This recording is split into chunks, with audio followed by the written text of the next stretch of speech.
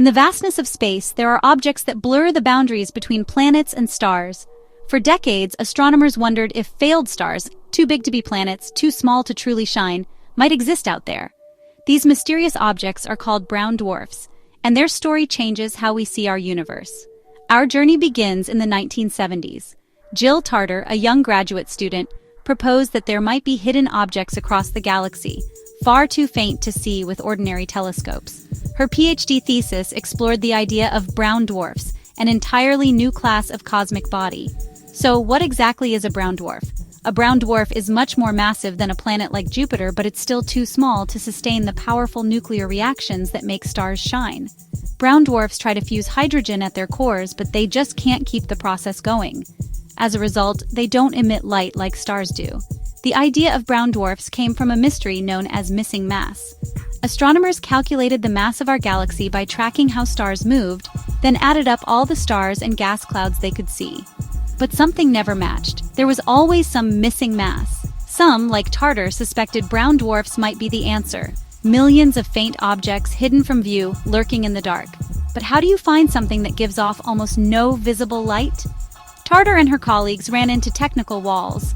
Even modeling what they'd look like was tricky. Computers back then were primitive by today's standards.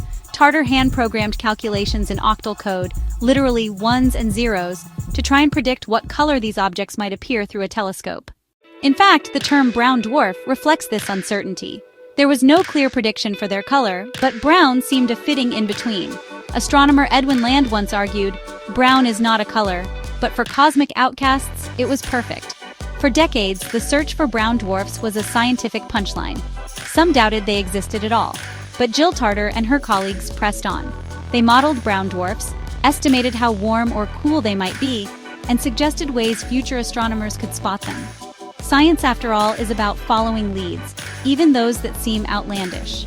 It would take more than 25 years before technology caught up.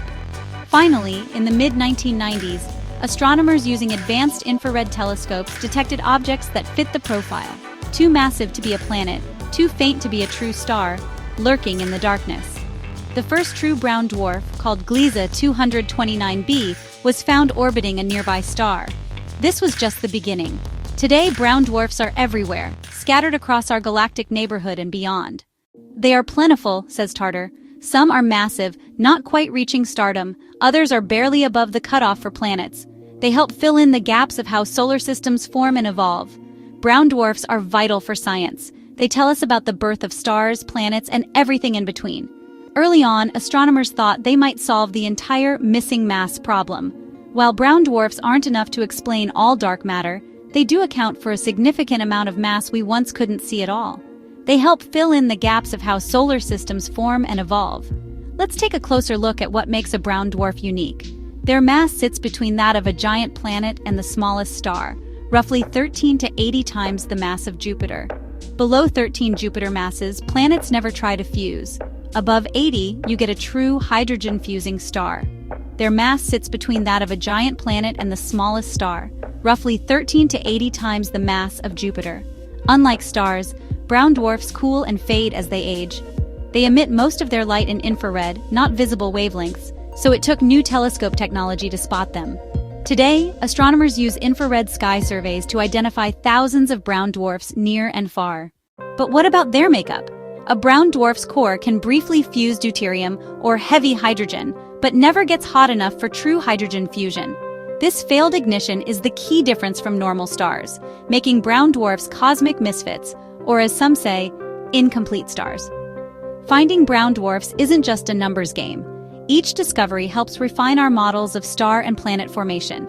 Their atmospheres are laboratories for chemistry under extreme conditions, some with clouds of iron droplets or silicate dust.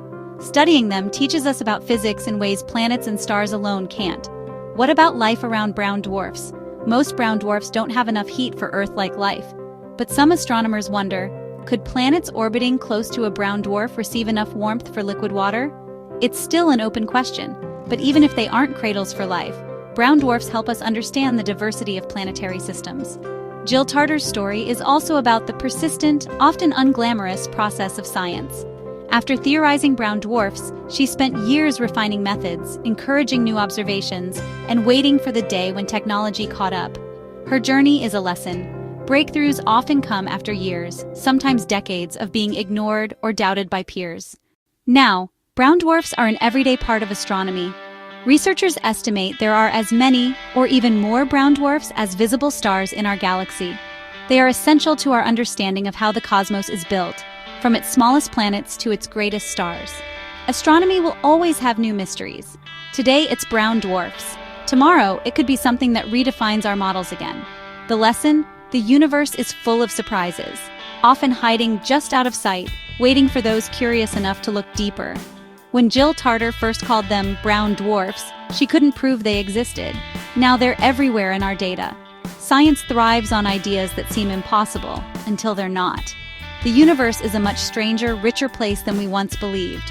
Brown dwarfs are just one reminder of how much lies between what we think we know and what we've yet to discover.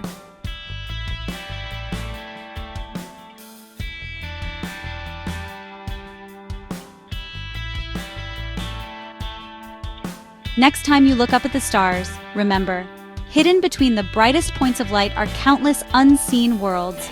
Ghostly brown dwarfs drifting in the darkness, waiting for the next set of curious eyes and new ideas. Brown dwarfs, not quite stars, not quite planets. Proof that the universe always has more to reveal.